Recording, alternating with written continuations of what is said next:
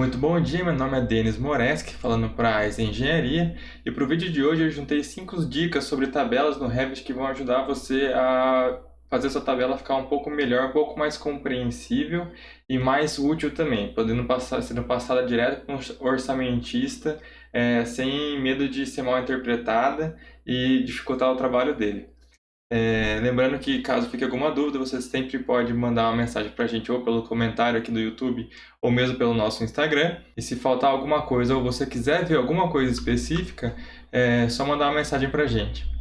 Então, entrando aqui no nosso Revit, eu deixei aqui 100 tabelas para dar uma reforçada em como criar tabelas.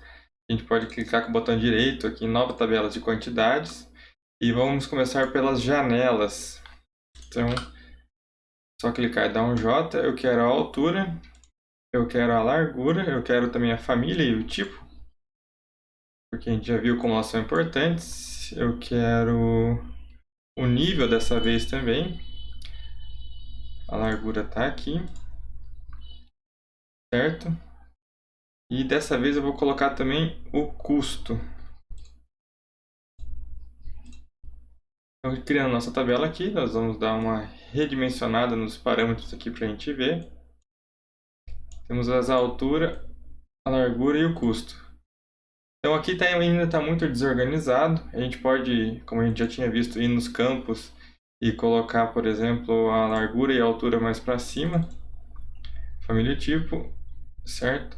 E aqui no classificar e agrupar, a gente já tinha visto como tirar o itemizar cada instância, já tinha visto como isso também dá uma piorada na situação.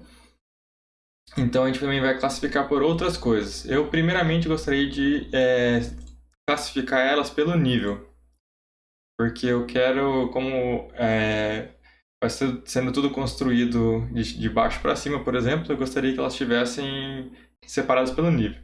Depois disso, pela altura e pela largura. E temos já uma tabela bem diferente, com uma cara bem melhor. Só que ainda assim, se for parar para ver, ela está um pouco difícil de ler.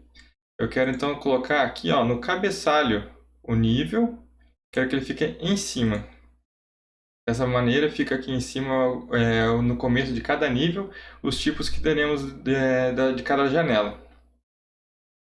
A partir desse momento, essa coluna inteira aqui, ela não é mais necessária, porque ela está só comentando alguma coisa que já está a informação aqui em cima.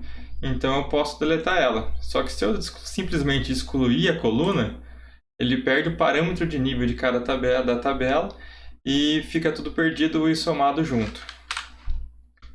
Assim, um campo que tinha faltado antes foi o campo contador. Coloco o contador, certo?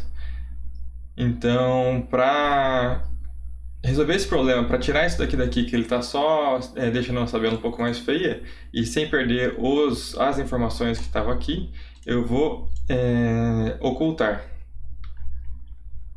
Tendo isso, nós temos aqui algumas janelas diferentes e a gente pode atribuir um custo a elas. Então eu sei que essa janela vai custar 140. Ela vai aplicar o mesmo custo a todos os tipos dentro da mesma família de janelas. Então aqui pode ver que todos os tipos estão com preços diferentes. Então eu vou colocando de acordo com o que eu acho, ou com o que eu pesquisei, claro. Cancelar, quero que aqui fique com 200. E assim nós temos aí um quantitativo já com os valores que já tinham sido previamente pesquisados. Então aqui. Indo para outra coisa, para melhorar um pouco a visualização, para ficar mais fácil de entender a nossa tabela, eu posso clicar em um campo, arrastar para selecionar dois campos juntos e agrupá-los. Dessa forma a gente tem aí uma coluna, uma linha em cima, que fica somente em cima desses dois campos aqui, para colocar, por exemplo, dimensões. E deixar cada vez mais claro. Depois disso a gente pode também editar a aparência da nossa tabela. Então a gente pode editar a fonte, a gente pode editar o tamanho dela caso quisesse, o tipo de coisa e até mesmo a cor, caso eu quisesse colocar uma cor diferenciada. A gente dá OK, essas alterações são aplicadas à tabela. Caso eu quisesse alterar o fundo da minha tabela, por exemplo, seria aqui no sombreado. A gente pode colocar um fundo assim. Isso é interessante, essas alterações visuais são interessantes, porque quando a gente vai, por exemplo, abrir uma folha e colocar na nossa prancha aqui, nossa tabela, que é basicamente abrir ela aqui no navegador de projeto no canto que ela tiver, né? Nós temos a nossa tabela aqui, clicar e arrastar. Dessa forma ela vai para a prancha certinho, do jeito que a gente tinha já colocado ela lá na edição de tabelas. Para a próxima dica então, eu vou voltar para a nossa planta. E dessa vez eu quero colocar uma tabela aqui pela aba Vistas, uma tabela também de quantidades, só que eu quero dessa vez de paredes. E dentro de paredes eu vou querer também o custo.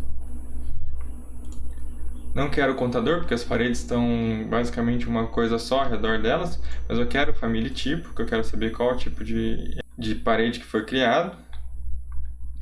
E também vou querer a área, tá aqui embaixo, a área dela.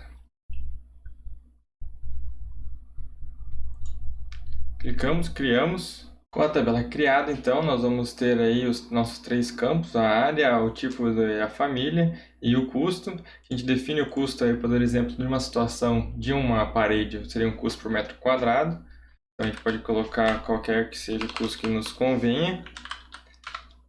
Vai ser aplicado a todos desse mesmo tipo.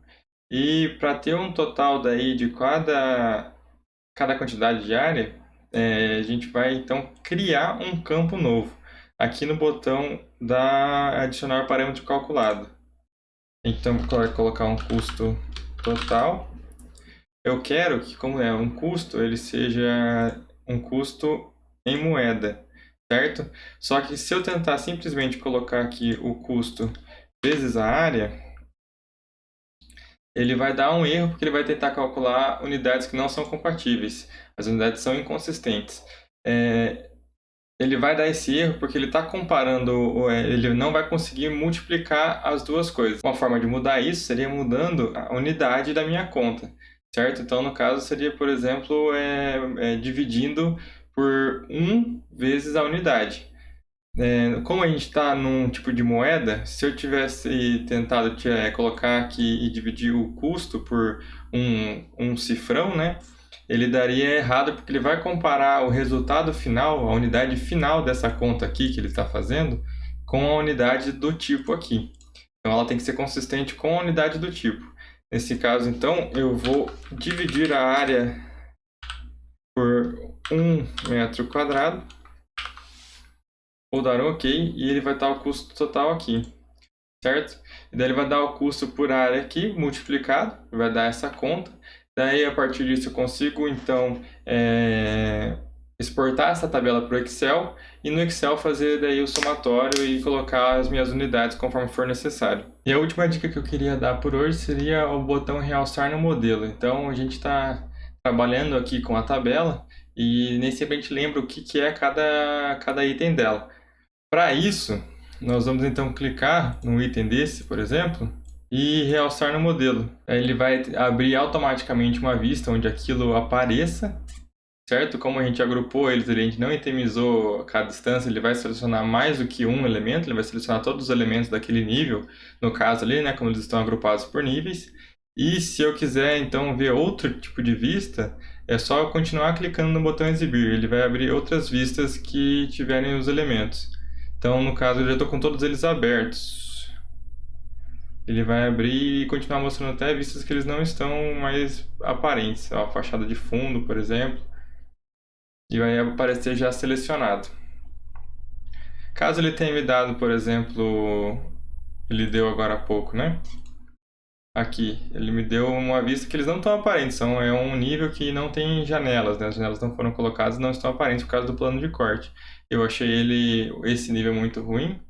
Eu posso só clicar e selecionar outra vista aqui. Deixa eu tirar a caixa de corte para ficar tudo aparente. Clicar com o botão direito aqui e ali em seleção, eu clico no botão selecionar anterior. E daí todos que estavam selecionados previamente ficam selecionados novamente. E a gente selecionou todas as janelas do primeiro andar. do pavimento térreo, no caso. Certo? Por hoje seria isso. Se ficou alguma dúvida, vocês já sabem que podem entrar em contato com a gente por qualquer meio necessário, aqui embaixo pelo YouTube ou pelo Instagram. E tchau!